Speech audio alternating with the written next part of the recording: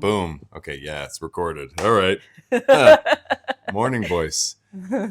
Welcome Thank you. to the show. This is you. episode 7? Yeah. Aw. This is episode 7. Yeah. Holy crap. It's Seems going like a quick. good number, 7. That's an excellent number. I will introduce you as musician, singer, excellent human being, Larisa. Thank you. Hi, I'm Larisa. This is our season, Women of Influence. Mhm. You're a woman of influence. Thank you. Oh, nice. Okay, good. You just received that. Yeah. I find that a lot of people have a hard time just taking, they're like, oh, I guess if you say, I'm like, no, you are. Wasn't Yeah. always like that, so, Yeah, so say we all. We cover a variety of topics. As you've seen, they're usually of depth. Mm-hmm. It's not like, what's your favorite color? Yeah. We love that, though. I really wanted to tap into relationships today, but also tap into your history as someone who understands sound. And my first question is to do with, let's say, frequency. And would you agree that when your understanding of music isn't just the clinical understanding of writing on a sheet, you understand the feeling of when you're in key, and you understand the sound and frequency and know how to kind of play with that because you're at that level of mastery, or from what I've seen, I think so, whether you agree or not. And there's a feeling that comes with that associated frequency. Would you, and do you have any stories or experience with having a positive feeling of frequency and harmony in a relationship? As in, when a relationship is good, is there an associative feeling, like when you understand being in key? Is there a being in key in a relationship? And if you experience either being in key or out of key in a relationship? Yeah. I mean, it's hard to say just the specifics of the relationship because I feel like the key is you. Like, you're the instrument that's tuning. And then it's like, it could be the relationship that's out of key, but really it's always a manifestation of where you're at frequency wise. And as long as you're strong, and then there's like a harmonious, doesn't have to be the same frequency, but at least it's harmonious. Yeah, I guess in that sense, then it comes down to harmony of like, you know, what you're creating for yourself is coherence and a strength in your own frequency so that you can find harmony in your relations. And yeah, obviously I haven't really thought about it in this way. So it's interesting to think about it in this concept, but harmony is like my favorite part of music and sound and singing. There's like just this resonance that happens that is like, I think even more healing, like the most healing part of sound can be like using the facilities of all those things around you to create this harmony, whether that is music, sound, people, experiences, and creating this like symbiotic relationship with you and everything else around you. So yeah, there is obviously a very, you know, untangible feeling that you feel when there is harmony in a relationship that we can all experience, but probably not specifically speak to because it's this like, you know, but there's like, yeah, I think it really comes down to like being in right relationship with all your parts, that you have like a sense of coherence that can then emanate out so that you have these like this harmonious life around you. And then if there is partnership in that, then naturally that would be the way of that relationship as well. Yeah, that's how I feel about that question.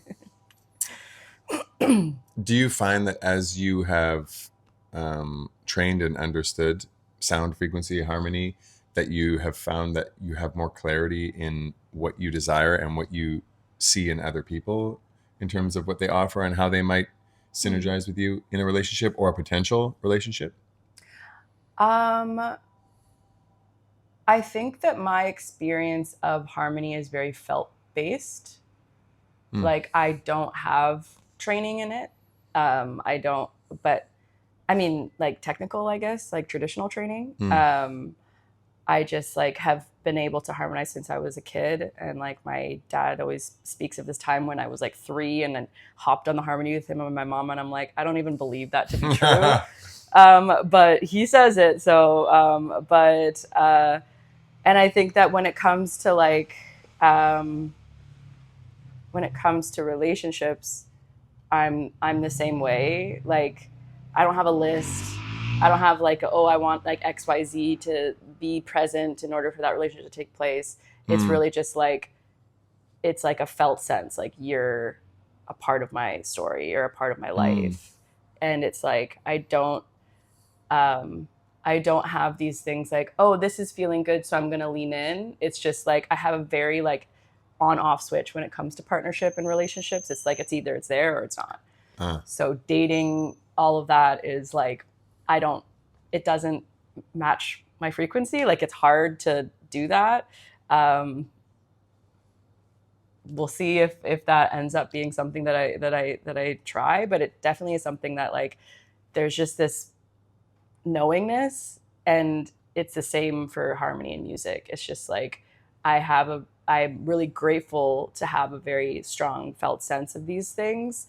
And sometimes it feels like a hindrance because it looks fun to be out there and dating and, and having these experiences and stuff. But I'm just like, I've recently just been like, I don't want to.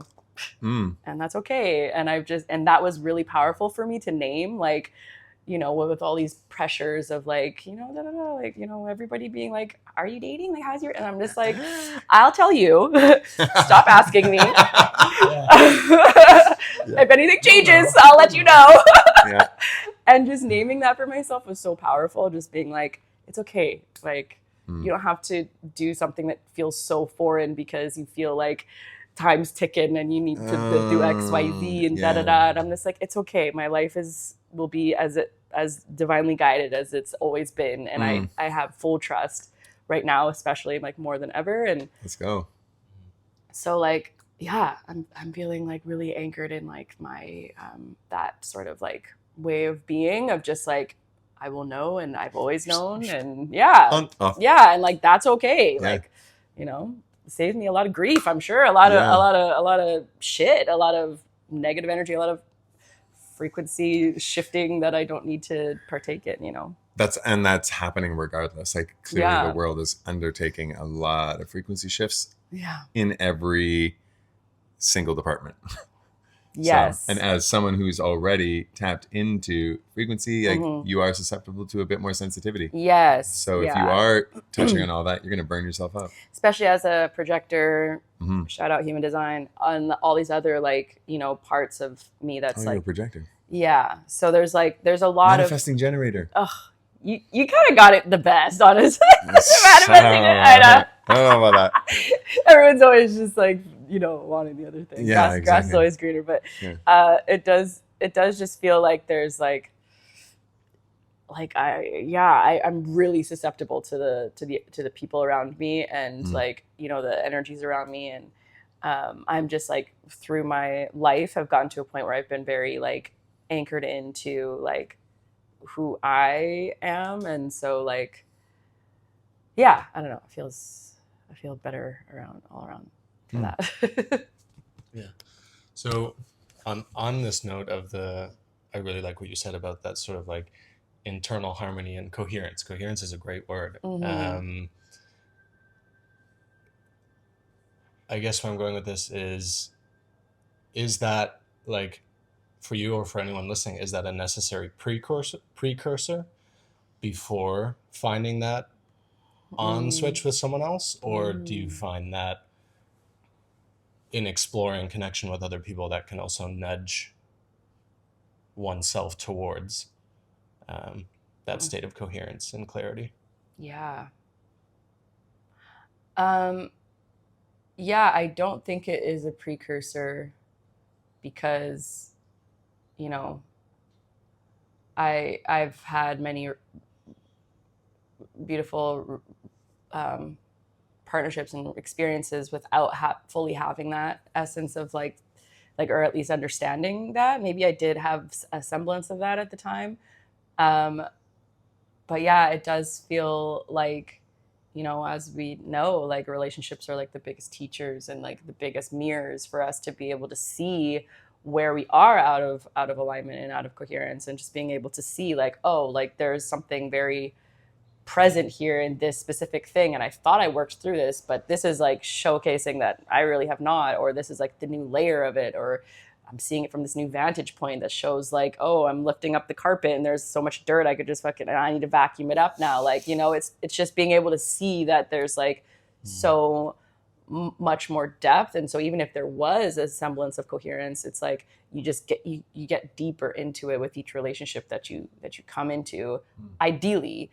Whether, and then if it's not in full alignment, then you will probably come to that coherence once it's over, and like, it'll help to bridge you to that next phase of alignment. But yeah, I think that like I'm really, no one's gonna be like this. You're never gonna be, and that other person is never gonna be like this. I mean, I don't want to say never, but like, I just like this whole like fairy tale like love person. Like, I feel like these relationships are deep and they take work, and they can have like messiness to them, and like you move through these things. And I think that like, the coherence factor, it's important, but like you could get to that point, I think, if there is this soul connection, karmic tie there. So it's almost like, yeah, it's more about that karmic feeling that you're just like, oh no, we're meant to cross paths and we're in this journey together, even if it's like not fully coherent at the time. Like maybe you guys get there together or something. Yeah, that's what I'd say. Yeah, nice. And in your past and relationship history, do you think you've had a tendency to be the one assisting in someone else's finding of coherence and stability, or? I mean, yeah, but not not just me. Like, it was so much learning that I went through in my last relationship. Like, it was like he taught me patience. He taught me so much about myself that I was able to like have this really safe playground to like practice it and to like be loved through what I felt was unlovable, and sort of like working through these things together. And so yeah, it was massive for me. I think that for me, I had like more of this like, I don't know. I feel like since I was young, I've always been very introspective and kind of like talking to spirit and in my own way, like not really understanding that was taking place. And I think so I had more words and theories and experiences of things to be able to share that. And I really hated that dynamic of like feeling like every time I would kind of like teach something, I'd feel like, but like, whatever, like, I don't want to feel self-righteous, like I know this way and like trying to bring you into my way of thinking. But I know it was very helpful for him and he did really appreciate it, but I didn't love the dynamic. I just kind of, but haven't really fully unpacked that part. but I did just, I feel like there's just a lot of just like so much. Yeah. Like, it definitely wasn't just me. It was like a both of us type of thing. If that was what you were asking about the coherence, if I was leading it. No, yeah, but I think that answers the question a better way and leads to this notion that, yeah, I mean, there doesn't always have to be this dynamic of a teacher and a student in a relationship, but that in different areas and different aspects of life and spirit, that the teaching or the giving and receiving and teaching and learning is going both ways and complementing one another. And maybe that's like what a harmony is all about, is filling in those like invisible air pockets of each other, and totally, and being able to take that in and fill it out and then kind of give it back. And it is this flow rather than Yeah. Because it's in nature. Like harmony is in everything. It's in that plant, like, you know, the Fibonacci sequence and the natural harmonics of things. It's like that's just where, you know, if we were to just let everything go, it would naturally just fall into place. You know, it's like our desire to manipulate things and to, like, you know, resist things or whatever that creates discord, but really it's just like our natural way is to be in harmony, you know. So it's like just to have it be like less of a contrived place that you try to get to, and it's you're just trying to take out all of those things that prevent you and resist you and block you and guide you in the wrong direction, that like you're just sort of like, you know, you're trying to clear out all of those things. I think that's like the biggest thing, rather than trying to like really set a point where you're trying to get to. No, keep talking. Yeah, that's good. Yeah, and that's good. Like, you know, setting a point, setting a goal, setting, you know, it's not like a bad thing to do that, but it's definitely like not necessarily the big work. I think the big work is like trying not to be in resistance and releasing your blocks. Yeah. Actually, do you know there's that Japanese scientist who did the study on harmony? Cymatics. Yeah, cymatics, and he showed under a microscope, he froze crystals. So he used a positive harmonious sound, flashed it through the crystal, and flash froze it in that moment. And when you look at all the pictures of the crystal, it's like perfect, and The water droplet yeah. is in perfect harmony and beautiful. Yeah. And then when he used the disharmonious sound, it was ugly and broken and like even discolored. Yeah. Which shows you that in and of itself, when you think of something like music, like we're toning or just hitting a sound, it's actually positive. You're 85% water, so it's positively impacting your body. So if you can find that like now apply that to a relationship, that's another level of complexity. But and it was also words, right? Yes, words. It wasn't just like I think that it was words. It was the original study was words. It was like death or like love. Or like, you know, just, he had a bunch of really contrasting elements. And now like the study of cymatics is one of my favorite nerd hobby studies. Is like no, I think that that's something that really helped me to like I guess feel into like what's going on the planet right now. Cymatics, I think, is like we are experiencing that on the planet because of like solar flares and different things, with the earth being like raising in frequency, like the Schumann resonance going up. So then we are what's on top of the plate. Like for, you know, anyone who's listening doesn't know cymatics, it's it's like if you have a plate of water or sand on top of a speaker, and then when you hit a certain note, it'll kind of like go into different shapes. But then in between the two shapes, in between the two notes, right? It's like if the speaker is going from one note to the next, and the shape is going from one to the next, there is a period of time when it's just like total chaos. Like they're just like and I think that's what's happening on the planet right now, because we are like between shapes. We're between shapes right now. And it's just like that. When I was able to anchor it into cymatics, I was like, that's literally what's happening to us on the planet. Like we're just like trying to figure out what is going on when we're clearly in this shift. It's not even woo-woo anymore to say that we're now like shifting into a new thing, like whatever you want to call it. It's different on the other side of this portal. And so like just to be able to say like, you know, that just to have the visual of it was really helpful for me to feel like a little bit more at peace with what's going on, I guess. Like not that I was really too stressed, because I did have like faith in the bigger picture, but it just was like I was able to anchor it in a little bit more with that. Do you believe that you are a part of this process, that you're here specifically for to witness this, be a part of this, interact with it, whatever it is? Yeah, me and my friends, like in Nada, my band, like there was like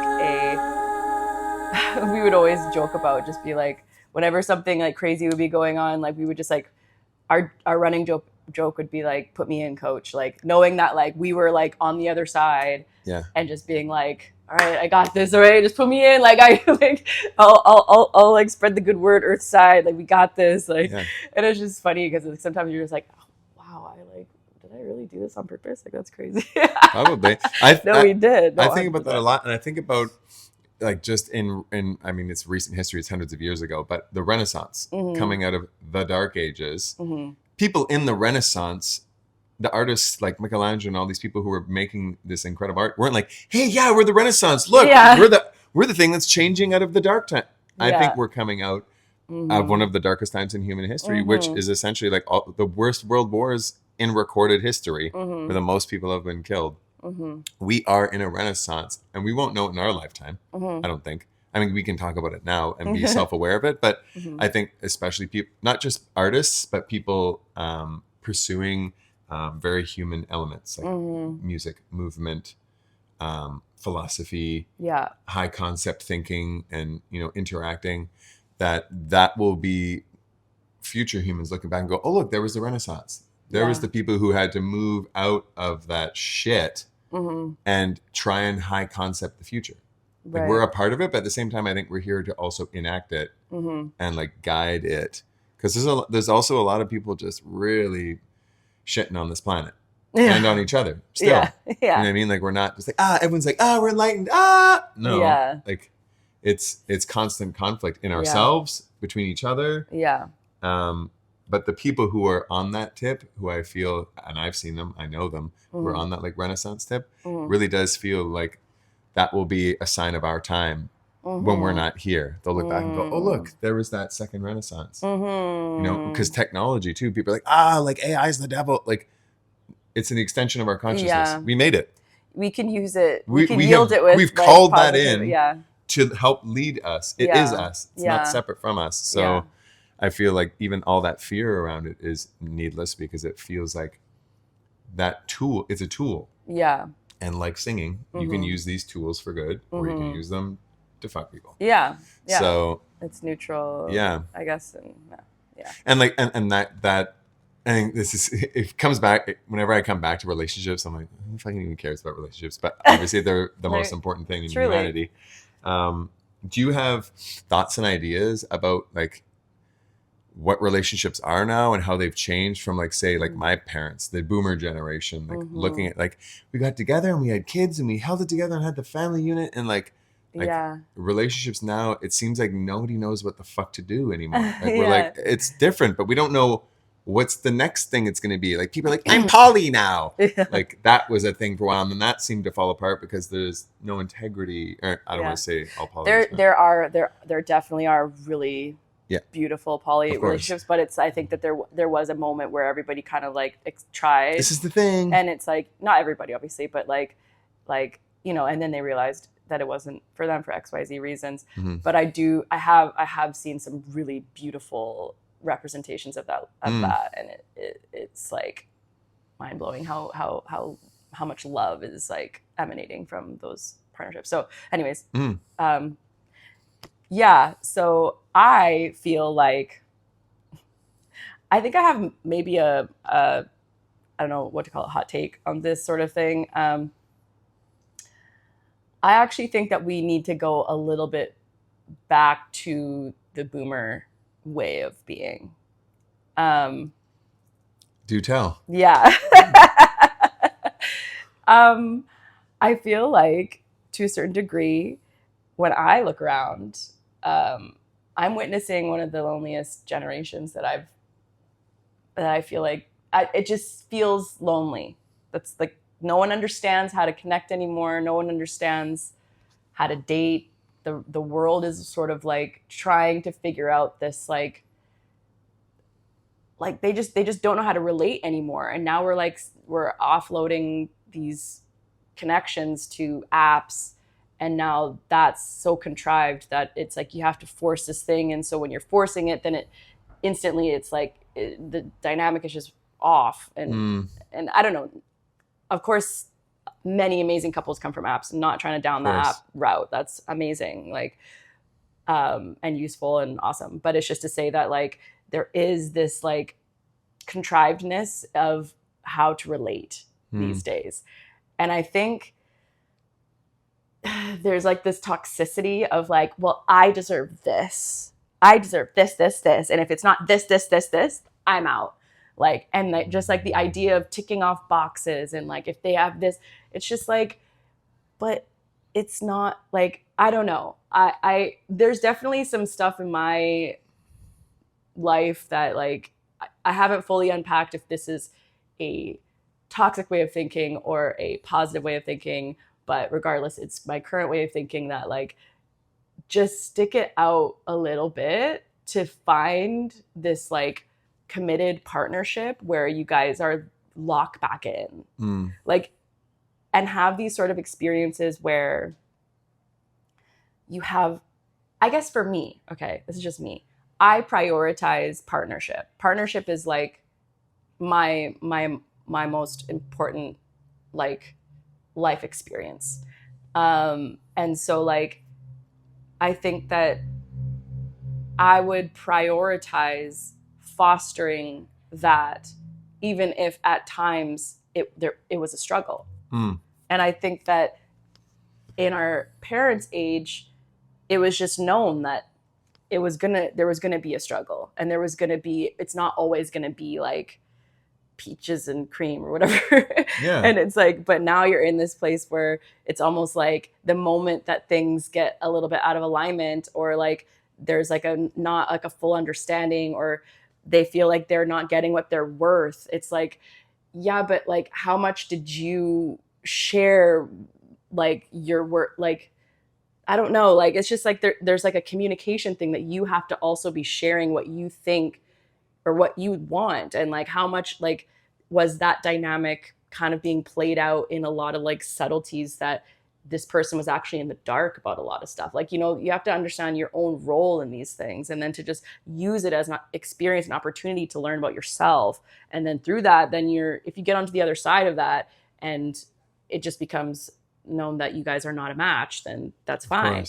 But like just to kind of opt out so quickly, I think that that's like our problem of our generation, where we're just like, we're not willing to like really put in the work in a relationship. It's almost just like, it's like, well, I'm just gonna go on the human skip the dishes and just get another one. You know, like it's just too convenient. But then also like convenience culture is huge, and it's just like we're not a commodity. Like it's not fucking like that. Like it's just we're like complex, and everyone has trauma, and everyone has issues, and everyone has brightnesses, and I think it's media has also made us a little bit selfish. I think that selfishness is coming in, like, you know, like, it's not perfectly matching with what I want. Listen, no one's going to perfectly match what you want, ever. They are their own person with their own experience. It's just, and everybody, like, there's just not, I don't know. You do know. Well, I just don't want to also, like, you know, I do feel like there is an aspect of like, you are creating and claiming the reality in the life that you live, and the people that you come into contact with. And, you know, so I don't want to speak in responsibility. Like, that's essentially take responsibility for your shit. Exactly. And also like, like understanding that what you're saying out into the world is what you're kind of like bringing back to a certain degree. Like, obviously, like, you know, there's some truth to that. So then just like, you know, I don't want to say like, oh, there's never going to be that perfect person. It's like, well, I don't know. Maybe some people have that perfect person. Maybe that is thing. Like, and I don't think there is a perfect person. I think there's certain levels of alignment that you find with people. Because I've been in some incredible relationships that didn't work out. But the alignment for those moments worked until it didn't. And maybe they had to search for something else, or I didn't feel aligned. You know, like it's usually someone falls out of alignment. But I do find that when I look back on like my grandparents' generation, like they got through World War II and we're like, holy shit, we lived. Let's have kids. Like, no, let's have kids. Let's fucking live. And like, you know, they went through PTSD and alcoholism and like all the shit, and on both sides, you know, it was hard, and they stuck it out. And maybe some of them didn't need to stick it out, but I do feel like there is a fine balance of us. I do agree, coming back to a higher level of resilience in terms of having patience and slowness in a relationship, to go like, okay, like, speak. What's your part? Okay, this is how I feel about that.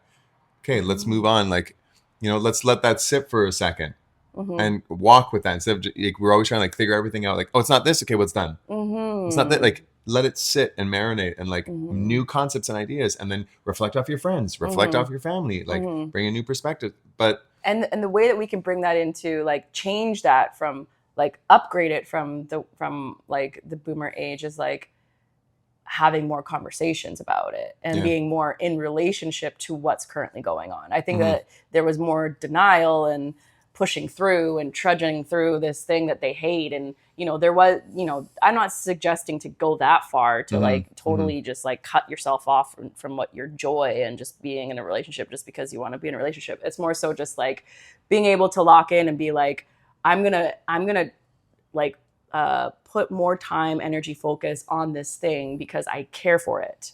And I want to nurture this thing, and I want to make sure that I'm honoring this thing, that we're growing together. It's a living, breathing thing. The relationship is like a baby, like tend to it. And to just be able to share that's what you're both doing, where it's like, so that's kind of more like our generation way of thinking and being. So kind of if we could marry those two and just have it be like where we're headed, I think that would be very beneficial for the future of the planet, because honestly, like, I don't think people are having kids as much anymore. No, they're not. I mean, statistically, we know that. Like North America specifically is gone, like it's plummeted. And divorce rates, like, and like, that's fine. I mean, I don't know if like, just second marriages, third marriages, maybe those are better. I don't know. But it's just to say that, like, it just feels like there's just like a lack of sacredness to that union and that family system, and that like it's like it just needs to be strengthened a little bit, I think. And how we do that, I don't know what the solution is. I mean, we can have conversations like this exactly and advocate for that, and I try and bring that into any relationship I have. And to be fair, if they're not capable of that pretty soon into the relationship, I probably won't walk into it, because it is an investment. And I definitely, I don't want to feel like they're not it, but like if you're not capable of having those conversations and not taking it personally, that's super important, because we're going to dig up your shit as you're going to dig up my shit. And I feel like that is the resilience I'm talking about. It's like, you have to build a level of resilience that you can take a bit of a like, ooh, that's hitting my core. I need to really look at that and not be like, oh, they're attacking me. Yes. Because I have felt a lot of that. Oh, yeah. And seen and witnessed a lot of that. Yeah. Yeah, I was going to say on the note of how do we fix that, or even first just being like, I think a lot of these old values are coming back. Like I have a ton of young friends who are still getting married. And it's not so like, it's no longer like this exchange of property or riches, or it's not even about religion or the government or anything. They're just young couples who are in love, and they're like, we still want to get married. Hell yeah. I think kids is maybe another story, because of, we're looking at the world and finances have become so much more important. And I think that like that pings our brains so hardly, being like, well, how am I gonna afford that? And I actually dated someone about a year ago that kind of changed my opinion on that. She's like, I don't know, what did our parents have? Like, no, like we turned out okay, right? And she's like, I grew up in a fucking like pallet warehouse, just like dicking around, and like my dad wasn't much of a dad, and she's like, turned out okay. And I was kind of like, actually maybe you do just figure out or maybe if that soul beams into the world through that loving union, like it's just meant to be here and persist in some way. But also I think a great first step is to kind of like just build some awareness around, like, even for me, admitting to myself that like I am also a product of the modern dating world and the information world, and like we've talked about on this show before, but like sometimes, whether consciously or unconsciously, the information you're consuming and the things that are coming at you all the time, you might think like, oh, I've done some work, I'm not affected by that, but it's like it still makes its way in. Like I have some like toxic elements that I'm now much more aware of, and be like, oh, like I do get hooked on novelty of a new person or this or that, or my mind can launch into these stories and this romantic, like fairy tale thing, and then I'm like, wait, like is that want my want, or is it a want that's coming into me from somewhere else and finding a little pocket to kind of like fester and grow in, and then I mistake it for being my want.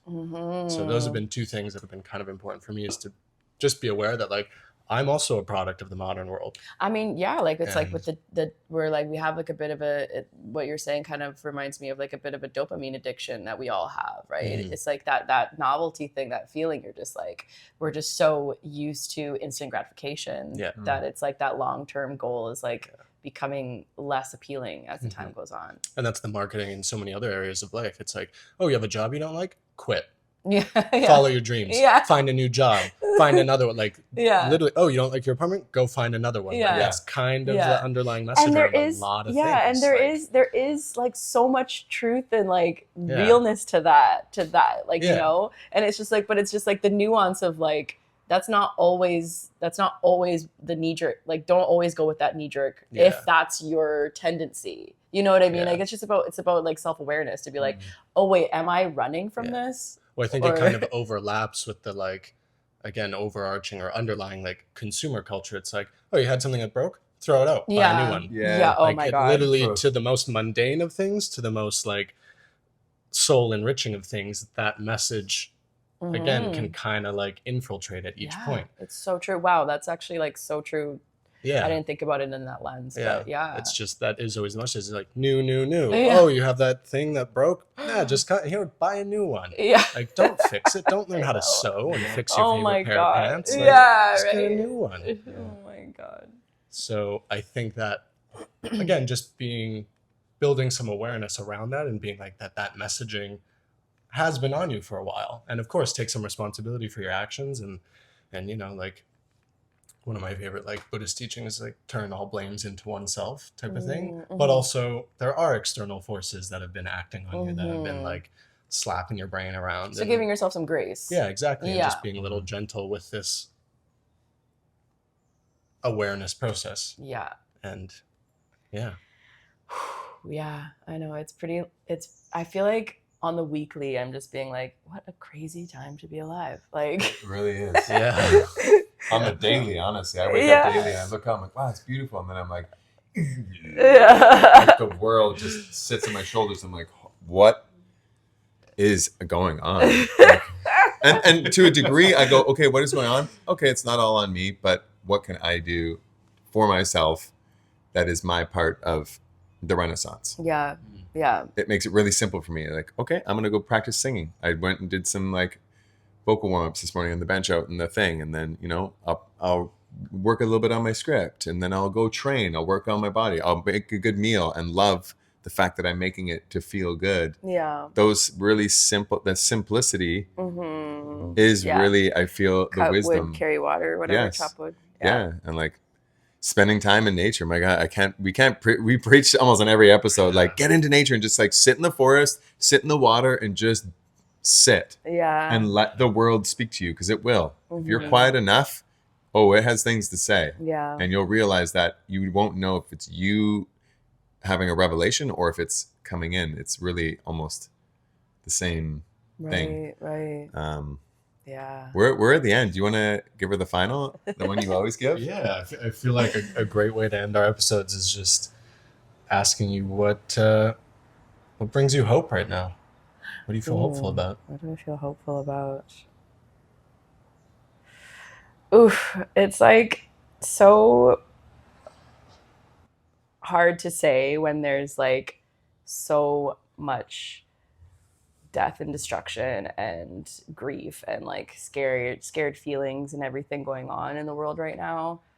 But it all does feel like there's a thread of it's the destruction. We're in that era, and as awful and heartbreaking as it is, and I really don't want to sound, is the word trite? I don't know about it, but like it gives me hope that like there is this like beautiful thing that's waiting for us on the other side of it. Like everything is happening in divine alignment. Like I do see it. Like I can't even have hate for Trump because I see his role in all of this. And like there's just so much like divinity working for us right now, and it's easy for me to say like in this like beautiful like city and life that I have, but like it's like this all is like a necessary happening for what is to come. And I just do have a lot of hope for the future.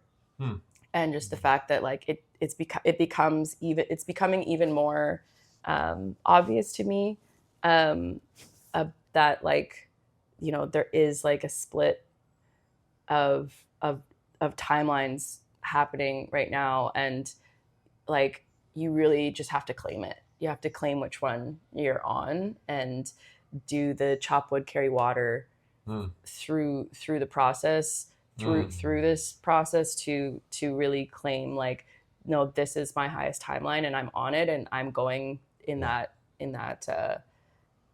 direction. And in doing that, it feels like it makes all of these things a little bit easier to carry, with that sort of underlining or overarching journey happening as well. You could even say that it is the concept of the phoenix, where the phoenix burns bright and eviscerates, falls into ash, and out of the ash comes another time, another epoch in human history. Like, how many times have we gone? We don't even know. Like, but there's lots more than they be telling us. And historically, the stuff we're uncovering now every year is more and more radical. Like, oh, we're a bit older. Oh, we're a bit older. Yeah. Oh, we've been high technology before. Oh, and all the floods and everything. Oh, man. Like, yes, we could get into a lot of different things. But yeah, it's very much like. Well, let's finish this with a harmony. Okay. So you do a sound, and I'm gonna harmonize. Alex isn't really a singer, but he is on the sound tip now. So then why don't you start then? Oh. Yeah. Okay, you don't want to start. Okay, no. You'll be more confident to get into key. Well, you were just like, boom. You were doing that little. That's my favorite. That's my standard. Yeah. Well, let's do it right now. We're gonna improvise it. Can you? And then you go after. I'll write on you. Yeah, I'll go right after you. No, you go. Well, okay, sure. Do you want to hop on the third? Yes. Oh, you want to hop the third? Okay, just go. Let's just. Okay. I'll go for it. Okay. Yeah, if you feel comfortable doing that. Sure. Okay.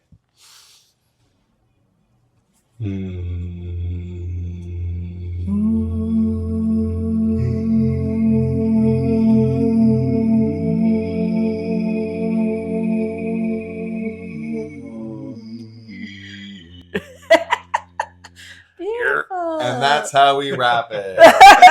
Peace.